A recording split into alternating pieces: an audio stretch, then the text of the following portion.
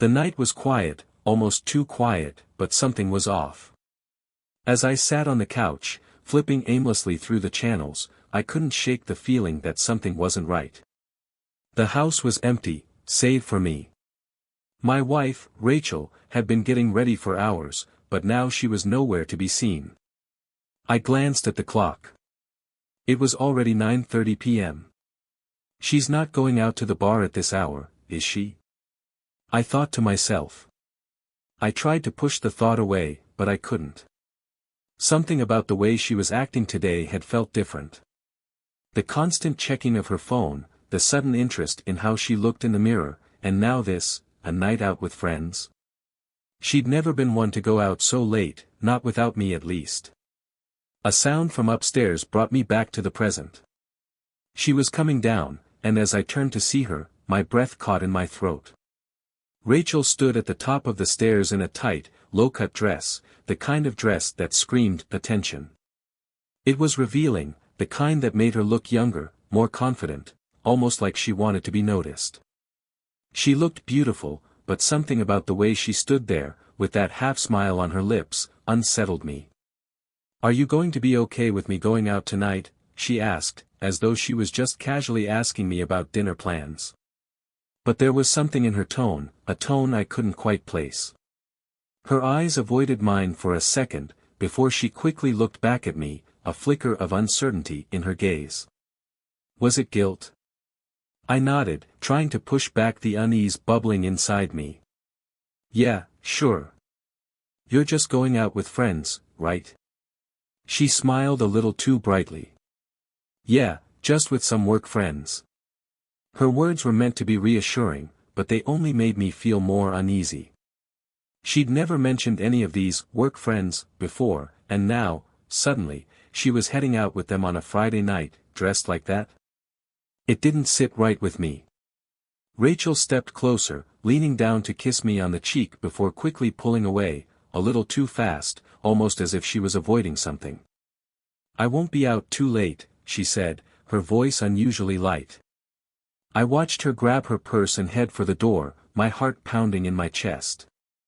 As she opened the door, she paused, glancing back at me one last time. "I love you," she said, her voice soft, almost too soft. Then, with a quick wave, she was gone. The door clicked shut, and I was left sitting there, the weight of her absence filling the room like a thick, suffocating fog. I tried to shake the nagging feeling in my gut. It was ridiculous, right? She was just going out with friends, nothing more. But I couldn't quiet the storm inside me.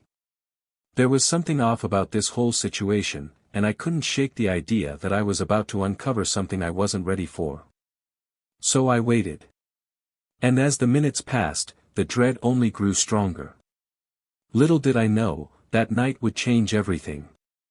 As I sat there, staring at the clock ticking on the wall, I couldn't help but feel the tension in the air. The house was eerily quiet, save for the distant hum of the refrigerator and the occasional car passing by outside. I'd been waiting for Rachel to come home for nearly 3 hours, my mind spinning with doubts and anxieties I hadn't felt in years.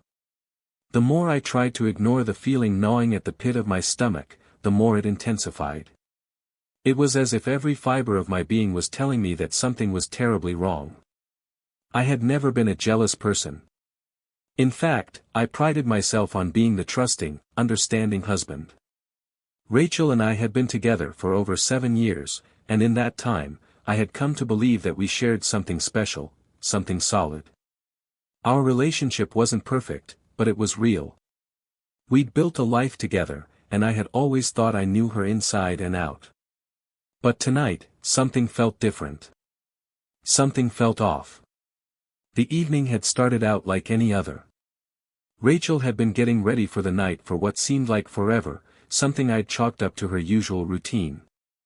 She'd stood in front of the mirror for longer than normal, adjusting her dress, making sure everything was just right. But there was a certain energy in her movements that I hadn't seen before. Her usual casual confidence was gone, replaced by something else, something I couldn't quite place. I had tried not to let it bother me. After all, she had every right to go out and enjoy herself. We both worked hard, and we needed our space from each other every now and then. So when she'd kissed me goodnight and said she was going out with some work friends, I'd let it go. But in the back of my mind, I couldn't ignore the nagging doubt that had started to take root. It wasn't like Rachel to act this way, to go out so late, to wear something so revealing. And the fact that I didn't even know these work friends made the whole thing feel even more suspicious. As the night wore on, my doubts only grew.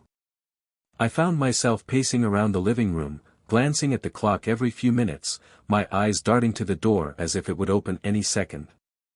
I tried to distract myself, picked up my phone, scrolled through social media, tried to watch TV, but nothing could quiet the storm brewing inside me. The feeling that I was being left in the dark was too strong. It wasn't that I didn't trust Rachel. I did, with all my heart. But there was something about this situation, something that didn't add up. The way she'd kissed me goodbye, the way she'd avoided eye contact when I asked her about the bar, the way she dressed, it all seemed to scream that there was something she wasn't telling me. And the more I tried to convince myself that I was just being paranoid, the more I realized how little I actually knew about what she was doing when she wasn't with me. I glanced over at the kitchen counter, where Rachel's half-empty wine glass still sat. I had cleaned up the dinner dishes earlier that evening, but now it was the only thing left that reminded me of her presence in the house. It felt like a cruel reminder of the distance that had grown between us lately. I hadn't noticed it at first, but over the past few months, something had changed. Rachel had been distant, more so than usual. She'd been quiet, distracted, less affectionate. And though I had tried to talk to her about it, she always brushed it off with a smile and a promise that everything was fine. But tonight, there was no ignoring it. There was something she wasn't telling me. As the clock continued to tick, I found myself growing more anxious. I thought about the last few months, about the long hours she'd spent at work, about the late-night meetings she'd attended, about the times she'd come home smelling like another man's cologne. I tried not to think about it, but those little details kept creeping into my mind. And now, tonight, with her wearing that dress, acting so out of character, it all felt like too much. What if she had been hiding something from me all along? What if this night out with friends was just an excuse? What if there was someone else? My mind raced with all the possibilities, each more horrifying than the last. I knew I had to stop myself from spiraling further, but I couldn't. The feeling that something was about to happen, something that would change everything, was undeniable. And then, just as I was about to pick up the phone to call her, I heard it. The sound of the front door opening. My heart skipped a beat. I quickly stood up, my eyes trained on the door, waiting for her to walk in. The sound of footsteps echoed through the hallway, and I saw her silhouette appear in the doorway. Rachel was home. But as she stepped into the light, I couldn't shake the feeling that something had changed. She looked different, disheveled, her makeup slightly smudged, her hair tousled as if she'd been out all night. "Hey," she said casually, as if nothing was wrong. "How's it going?" I tried to keep my voice steady, but I could hear the tremor in it. "How was the bar?" I asked, my words carefully measured. I wasn't sure what I was expecting, but I knew this was the moment. The moment where everything would either come crashing down or stay intact. She paused, then flashed me a smile that seemed a little too bright, too rehearsed. "It was fun," she said, shrugging as she kicked off her heels. "Just a few drinks with the guys. Nothing special." I nodded, trying to stay calm. But inside, my mind was screaming. Something about her demeanor felt off. The way she was speaking, the way she was acting, it was like she was trying too hard to seem normal. My suspicion only grew stronger. And then, just as I was about to speak, to ask her more directly about what had happened, she did something that made my blood run cold. She pulled out her phone and quickly checked the screen, her face momentarily freezing. For a split second, I could have sworn I saw guilt flash in her eyes. And in that moment, I knew. Something had happened at the bar. Something she wasn't ready to tell me. The air in the room thickened, and I felt the weight of the truth press down on me. I didn't know what was coming, but I was certain of one thing: the night had just begun, and my world was about to be turned upside down. The tension in the room was unbearable as Rachel stood there, her phone still in hand, her face pale, the smile that she tried so hard to muster fading quickly. My mind raced, every worst-case scenario playing out in rapid succession. I tried to tell myself to remain calm, to wait for the truth to reveal itself on its own, but the words I needed to say were caught in my throat. I felt as if I was standing on the edge of a precipice, about to be thrust into a reality I wasn't sure I could handle. She hesitated, lowering her phone slowly, her gaze darting around the room as if searching for an escape, an excuse, anything to keep the truth buried. It was then that I saw it, a flicker of panic in her eyes. This wasn't the Rachel I knew, the confident, composed woman who'd always been upfront with me. This was someone else. Someone hiding a secret that was about to come to light. "What's going on, Rachel?" I asked, my voice quieter now, more forceful, yet tinged with the ache of betrayal. My heart felt as if it were breaking with every word I spoke. The doubt that had been slowly building inside me was now crashing over me in waves. Rachel's lips parted, but no words came out. She looked away, her fingers fidgeting with the hem of her dress as if it were the only thing keeping her grounded. She looked fragile, like a person teetering on the edge of a collapse. The woman I thought I knew was unraveling in front of me, and in her silence, I could feel the truth drawing closer. I took a step toward her, my heart pounding in my chest, and with that movement, everything changed. My gaze fell to her phone, still clutched in her trembling hand. Without thinking, I reached out and took it from her. She didn't stop me. In fact, she didn't even look at me. Her eyes were focused on the floor, her face a mask of guilt and shame. I unlocked the phone, not caring whether she protested or not. The silence was deafening as I scrolled through the notifications. And then, I saw it. There, in a series of texts and messages, was the undeniable evidence. Rachel had been having an affair. The realization hit me like a punch to the gut. My breath caught in my throat as I read through the conversation between her and someone I didn't recognize, someone named John. The messages were flirtatious, full of innuendo, but more importantly, they were intimate. They spoke of secret meetups, of stolen moments, of a connection that went far beyond casual friendship. One message, in particular, stood out. "John, I can't wait to see you tonight, babe. I'll pick you up after your shift. It'll be just like last time, no one will know." My blood ran cold. The pieces of the puzzle clicked into place with terrifying clarity. The bar.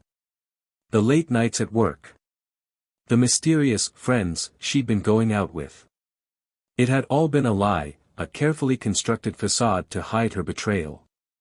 She wasn't just going out for drinks. She was sneaking around behind my back, pretending to be one person while living a completely different life. I looked at Rachel, the woman I had trusted with everything, and in that moment, I saw her for what she truly was, a stranger. Her eyes lifted to meet mine, but there was no apology, no remorse. Instead, there was something else, a coldness, a defensiveness that I hadn't expected. "I can explain," she said, her voice shaking but controlled. "It's not what you think." I wanted to scream, to throw the phone across the room, but instead, I stood there, frozen, staring at the woman I had called my wife. "Explain?" I echoed, my voice raw. "How could you explain this? How could you explain the lies, the secret meetings, the fact that you've been having an affair with someone else while pretending everything was fine?" Rachel opened her mouth to speak, but the words died on her lips. She looked at me, her eyes brimming with something that resembled guilt, but also something darker. It was as if she knew there was no coming back from this, that once the truth had been revealed, nothing would ever be the same. "I'm sorry," she said finally, her voice barely above a whisper. "I didn't mean for it to happen. It just did. My head spun as the weight of her words crashed down on me. How could she say that? How could she justify something so heart-wrenching with such an empty apology? The pain I felt wasn't just from the betrayal, but from the complete lack of regard she seemed to have for the life we had built together. You didn't mean for it to happen. I repeated, a bitter laugh escaping me. Rachel, you made a choice. You made a choice to lie to me, to cheat on me. And now you're standing here, telling me it wasn't intentional? That it just happened. My voice was rising now, the anger and heartbreak blending together into a combustible mixture. Her eyes shifted, her lips trembling. I never wanted to hurt you, she said, and for the first time, I saw the cracks in her facade. Her tears, the guilt, the shame, they were all bubbling to the surface. But I wasn't sure they were for me. Were they for the man she had betrayed? Or were they for herself, for the life she had chosen to abandon? I didn't want to lose you, Rachel continued, her voice breaking. John, he's just someone I met at work.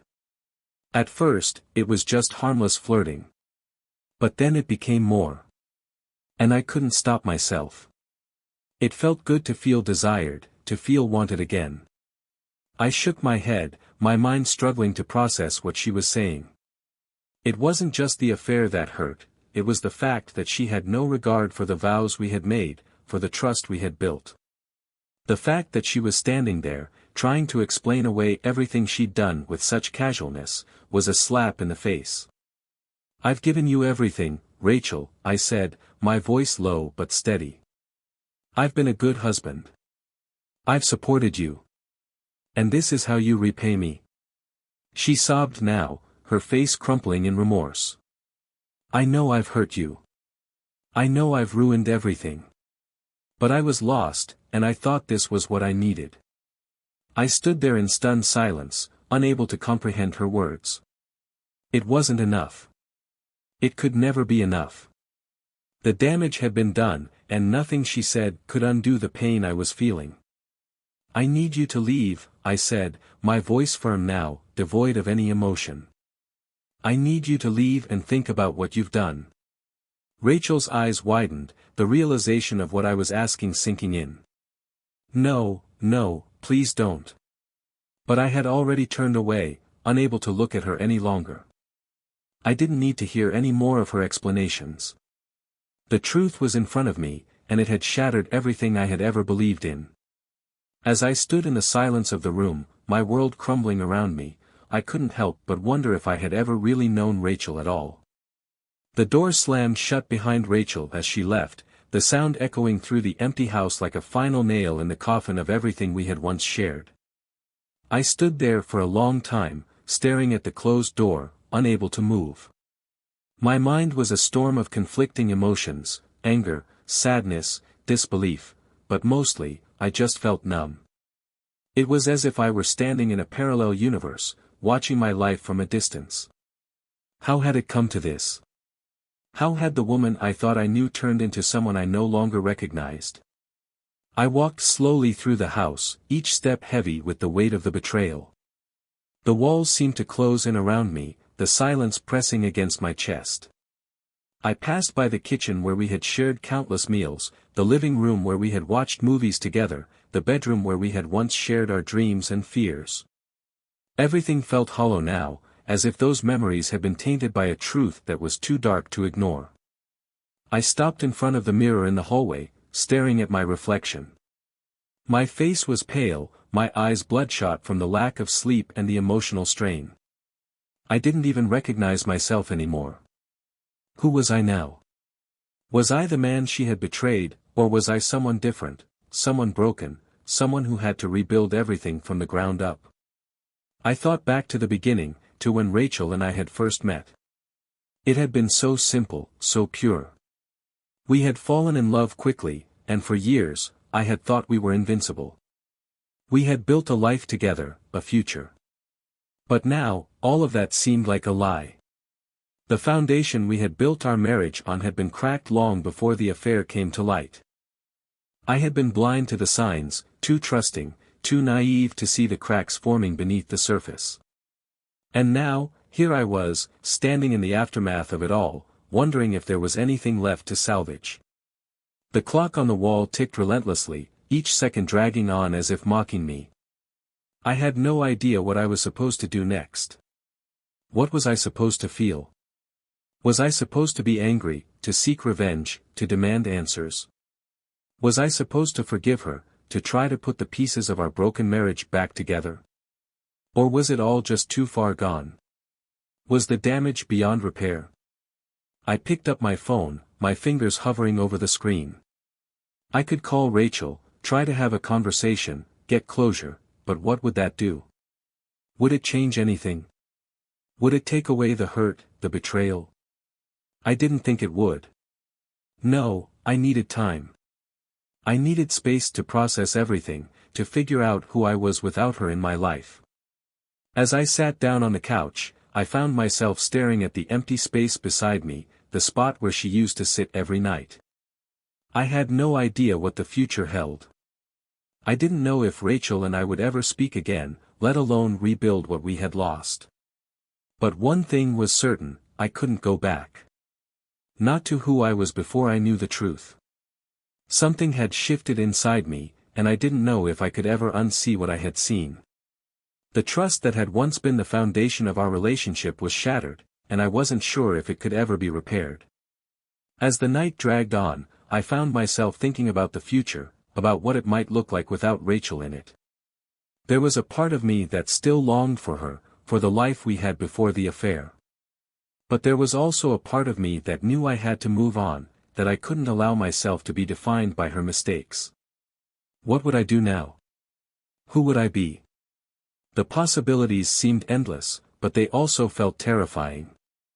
I wasn't sure if I was ready to face the unknown, but I knew I had no choice. As the darkness of the night settled around me, I made a decision. I would take this one step at a time. I would rebuild my life, no matter how hard it seemed. And maybe, just maybe, I would find a way to forgive, not Rachel, not right now, but myself. Because no matter how much I had been hurt, I had to believe that I was still worth something. That I could find happiness again. I stood up, walked to the window, and looked out into the night. The stars shone brightly, but the sky seemed empty, distant. It was the same feeling I had inside me, like everything was empty, but there was still hope, somewhere far away. The future was uncertain, but it was mine to claim. And I was ready to take the first step, no matter how painful it might be. Tomorrow would be a new day,